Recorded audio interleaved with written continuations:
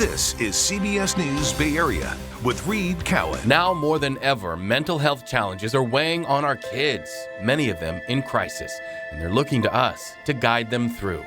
It's not a matter of if someone struggles, it's a matter of when. And if we don't have those resources available and kids don't feel like they're getting their support, we're just going to see an increasing number of suicide rates, depression rates. Unfortunately, it's not always that simple. We are finding a constant shortage of therapists. I used to say before the pandemic, we have a workforce shortage. We now have a workforce crisis. So how can we move forward? Here is one place to start. For parents out there, I say just to listen to your kid because you don't know what's going on. Listen to your kids. Couldn't have said it better, any of us, right? Thanks so much for joining us. I'm Reed Cowan. That has been our mission this entire week here at 3 o'clock, a broadcast that you're probably not used to seeing right now, but we thought it was important enough to love our kids, to have the conversation, to help all of us find what's going on and start the conversation with our kids about their mental well-being.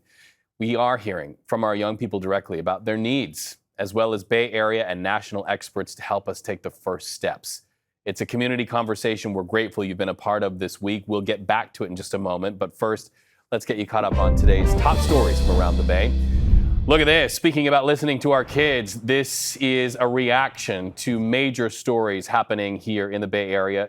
Students in Santa Rosa, well, they walked out of class today. Look at that. This is 2 days after a 16-year-old was fatally stabbed inside a classroom at Montgomery High School. This is video from Maria Carrillo High, where police say a 16-year-old brought an unloaded firearm to school the same day as the stabbing happened. Today's walkout is meant to bring attention to students who say they don't feel safe. In San Jose, police say the man arrested for allegedly having explosives inside his home also caused 2 explosions that damaged PG&E transformers in December and January. Police arrested Peter Karasev at his home on Potomac Court Wednesday. He is behind bars, held without bail. Vice President Kamala Harris is in San Francisco right now. Her plane landed at SFO a few hours ago. She's taking part in a small business roundtable and a Democratic fundraiser before jetting off to Los Angeles tonight. Look at this. The new express lanes on Highway 101 through the peninsula, they are open today, and someone was very express in that express lane. By the way, you need a fast track to use them, and the toll price changes depending on the traffic loads at the time. When they opened at 5 o'clock this morning, it cost 50 cents, but here's your headline. During peak commute times, you're going to see it listed as high as $9. 2 people in the car get half price, and 3 or more, well, you don't have to pay.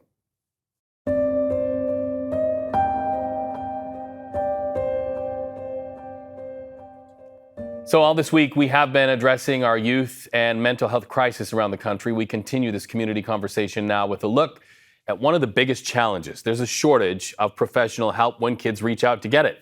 Ann Makovic looking at this angle. I read more than 60% of youth with major depression do not receive any mental health treatment. That is according to Mental Health America. And about 80% of the United States has a severe shortage of child psychologists. And that's according to data from the American Academy of Child and Adolescent Psychiatry. With such a high demand right now for mental health support, agencies that provide those services can't seem to fill open positions. We heard from the behavioral health director in Sacramento County who says it is hard to compete with other employers. Our services, we serve the more seriously mentally ill folks, and we have to do that in person. Now, some agencies are able to serve patients through telehealth, like Stanford Sierra Youth and Families in Sacramento. They serve about 2,500 children a year. And we know that mental health services, whether in person or virtual, are so crucial right now. The California Healthcare Foundation says 1 in 14 kids in our state has an emotional disturbance that limits functioning in family, school, or community activities. Everybody's got something, and that's why we all need to be responsive. Thanks, Ann. You know, all this week we've been sitting down with our Bay Area youth to hear their voices firsthand on this mental health crisis. You know, it's oftentimes you see adults having these conversations, but we thought it was important to let our young people lead us. Andrea Kitahata joins me now, and right off the top, we want to let our viewers know Andrea appears in a documentary that was picked up and celebrated by Drew Barrymore on the Drew Barrymore Show.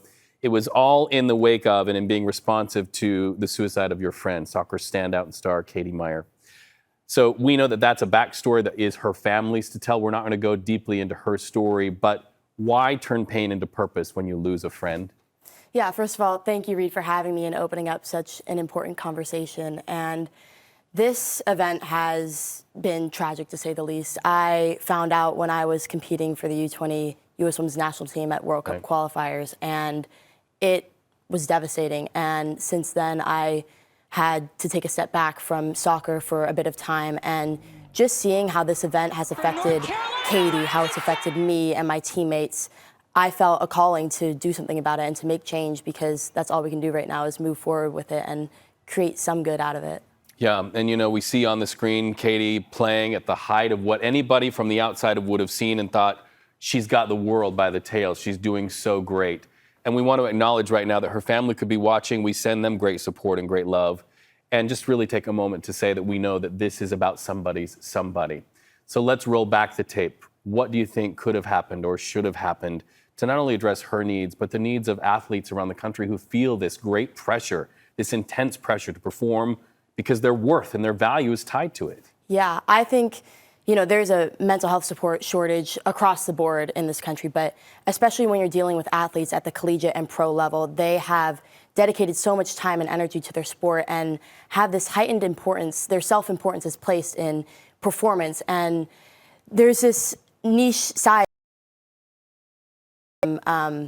from a non-athlete in that when you're performing and you have so much pressure on you, if you're not performing the way that you want to, that can have severe adverse effects on your mental health and on your self-worth. And I think that's why we need to have that added mental health support for athletes at the collegiate and pro level, because as they matriculate through club, pro, collegiate, the pressure's only increasing, and with that, the support that they need increases as well. So let's talk about the solutions and the fixes. You say after this devastating news, you took a little bit of a step back. Can you share with us what you did in that moment where you hit pause and what helped you? Yeah, taking a step back has been an incredible opportunity for me to really work on myself and who I am outside of, you know, Andrea, the soccer player, and now I'm just Andrea, the human being. And I think it's so important to place, not place athletes on this pedestal of like what they can produce on the field and who they are as a human, and they're humans first. And, you know, talking about the NCAA and how they deal with their athletes, we have 20 hours a week that we can dedicate to our sport, and typically all 20 of those hours are dedicated to the physical side, whether it's weightlifting, conditioning, technical work. And the reality is that our performance on the field is very much determined by our mental state and our mindset. And the fact that we don't dedicate that amount of time to cultivating the mental side of the game, it just doesn't add up. The numbers don't make sense, because when you're playing at such a high level, the difference between the best player and the 50th best player is not, you know, their physical ability. Everyone has that ability. It's what they are doing on the mental side of the game. And so I think that is so important for athletes to cultivate at this level. Absolutely, and the tools are available, and we're going to talk a little bit about those tools and the deficits, the things that we still need to see fixed in our country systemically to make sure that the needs are addressed. We can't go back for Katie, but we can go forward for her and for all of her friends. I know that's what you're doing. I can't wait to cheer you when I see you at the Olympics. I just know it's going to happen someday. Thank you so much. May it be so, Andrea Kitahara. So listen, you're somebody, you're a person beyond the role that you have or the title you have or where you live, your address, your paycheck. You're a human being with feelings first. If you know somebody, or if you feel that you're in a crisis or even approaching it, you can get help. There's no shame in being messy, right? Reach for that suicide and crisis lifeline by calling or texting 988. So still ahead, here in the Bay Area, what are the resources when you need a little bit of help? Coming up, a Stanford doctor joins us to talk about the resources that are here for you, because you matter here at home. Welcome back. As we address the topic of youth mental health and the growing need for help, we want to look now at the resources available in our Bay Area communities. Joining me now is Dr. Stephen Adelsheim, the director of Stanford Medicine Center for Youth Mental Health and Well-Being. So, first of all, thank you for being here. And my first question, what is the need right now? Paint a picture of that for us. Well, you know, the reality is we had a crisis in youth mental health well before this pandemic happened. We had many young people with issues of depression, anxiety, mental health challenges, that were feeling isolated and having trouble accessing care. And frankly, since the pandemic, the numbers have only increased. We're seeing higher rates of young people spending time in emergency departments, having suicidal ideation, needing additional support. And so all of our data says that our young people need earlier access to mental health supports and ways that they can find services in ways that are very comfortable for them. You know, what's fascinating to me is we've devoted so much time and dialogue across the country talking about dropping the stigma related to youth mental health or mental health in general, right? But if we get past that hurdle and we drop the stigma and people start asking for help, it's kind of all for naught if the help is hard to find. What do we do systemically to make sure that kids have a place to go, that the resources are available? Because the statistics there, you know, talking about some 60% of kids who have depression can't access actual health or get to help or get to a counselor. What do we do about that deficit? Well, your point is a critical one. And we've had data for a long time saying half of all mental health conditions start by the age of 14. And yet we have never created the spaces or places for young people to get early care. And we know that early intervention works just as well for mental health conditions as it does for any other type of medical related issue.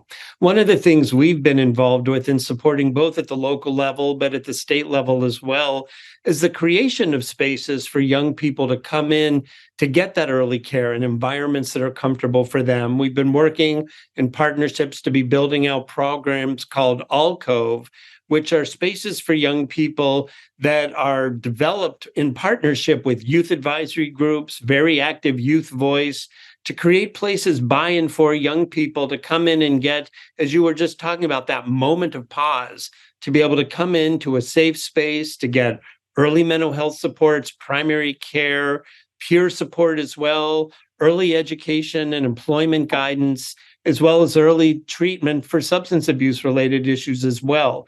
We've opened up several of these programs in Santa Clara County. One's going to open in San Mateo over the next few months, as well as other parts of the state. So we're excited, and the young people we're working with are excited to have a place that's comfortable for them finally. Last question, if you can, in about 10 or 20 seconds, looking right into the camera, what's your message as we wrap up this week to a kiddo out there who might be hurting and feeling like help is not available? Well, it's important to reach out to your friends and also to those of us that are working to develop these programs so we can help link you to the right service, and speak up for what you need. Your voice is critical. All right. Thank you so much, Doctor. I really appreciate you joining us today. Just one more expert talking to us, one more voice in this community conversation. All of us focused on you, the young person watching right now, because you matter. So coming up, we look at the mind-body connection when it comes to mental health and some techniques that you can try. Our goal this week has been to offer you ways that you can help the kiddos in your life to navigate mental health challenges. The Child Mind Institute offers these tips. Number one, identify 3 people to talk to. Also, something called I'm just going to say breathing from your diaphragm. There's a whole big word there. Let's just say breathing from your diaphragm. Also, label your emotions, and even just going outside, interacting with nature, or go on a walk. She's joining me live now, meditation and mindfulness teacher and Hay House author, Sarah McLean. First of all, this is my friend, my buddy, who taught me to meditate, to sort of navigate my own stuff, right? And we all have stuff. So this has been a really important week, and we wanted to end this week, my friend Sarah, with giving people some practical tools that they can use. And sometimes just having a mindful moment or getting into a meditation practice can be a healer. That is right. And, one thing I learned is it's really important to be your own best friend. I noticed that list of tips so far, they're excellent, but I also believe that we need to bring in some mindful self-compassion, which means, don't beat yourself up for having a stressful moment, or that you're scared, or you said the wrong thing, is to really find that forgiveness for yourself like you would find for a good friend. And so don't leave yourself. That's really important. Secondly, as you know, mindfulness means paying attention in a particular way, on purpose, in the present moment, without a lot of judgment. And we can bring mindfulness into any situation. For instance, if you're having a stressful moment, maybe someone said something to you didn't like, or you didn't do so well in a test, or some tragedy happened in your school, really be aware of the effect on your nervous system. Be aware of how you're feeling and be present for it. Don't try to pretend it's all okay. Don't outsource, your sense of self to anyone else. Like other people may be acting the way they do, but you are your own unique individual. So not outsourcing to other people your power, your safety, your emotions, but see if you can self-soothe. And a mindful moment is always good. It's a way of beginning again. If you find yourself in a loop or you find yourself really physically stressed, the thing is, we all have stress. It's inevitable.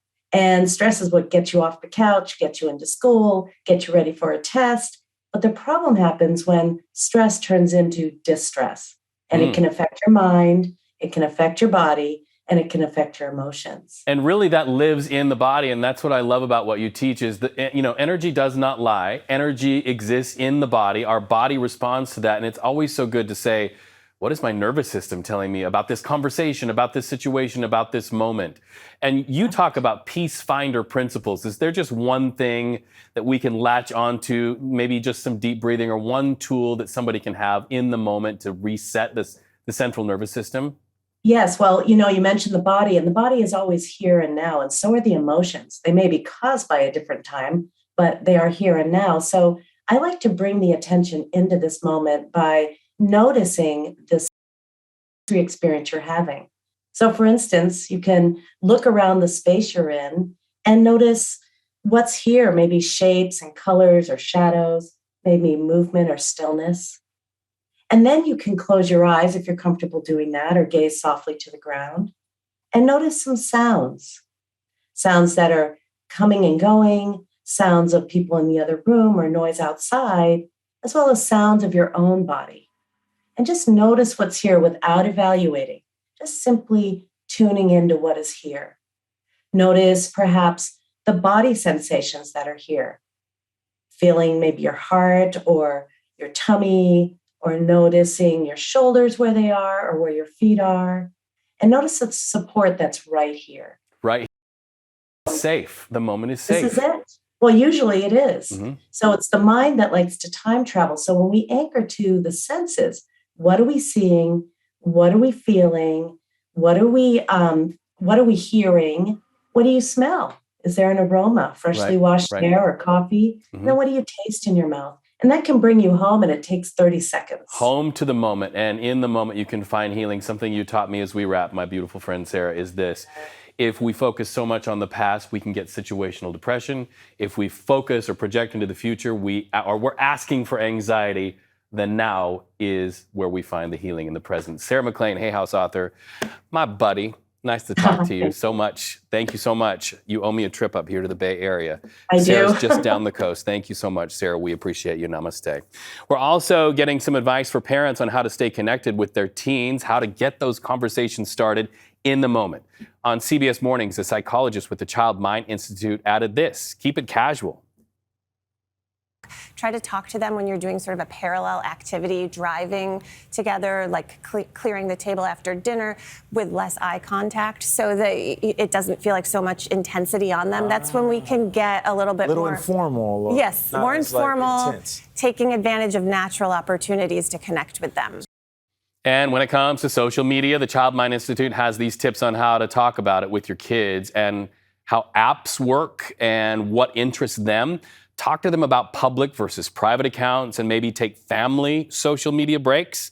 Put the phones away at night. Just get rid of the phones. And a reminder to our viewers right now, if any of this has stirred up some difficult things for you this week or even today, there is help out there. You can call or text the National Suicide and Crisis Lifeline. The number right there is on your screen, 988. We'll be right back. And we just want to give you some highlights as we all work to move forward, trying to do a better job for ourselves and especially for our kids. Watch. It's all about destigmatizing those conversations and showing kids that it's okay to not be okay. I got a lot of help from counselors and therapists and even just from my friends and teachers and parents. I believe that we can do better when we know better. Being open to conversation, being emotionally supportive, nurturing, having a warm environment at home can be very helpful. in supporting our teens. By praising effort, even when the outcome isn't there, but you tried really hard, and I saw you putting in the work, and you may have not seen the result that you wanted, but you absolutely tried your best, and that is a win right there. We need places to talk, right? Things like mental illness, things like these events are uncomfortable to talk about, and that's natural. So we need to embrace them and start talking about it. There is a community out there to support you. So we thank all of you for being a part of this. So many brave voices this week, and you just remind me to get out in nature. That's right. Enjoy the weather. Deep breaths. That's right. Thank you so much for watching. Local news continues streaming on CBS News Bay Area. CBS Evening News starts in just a moment.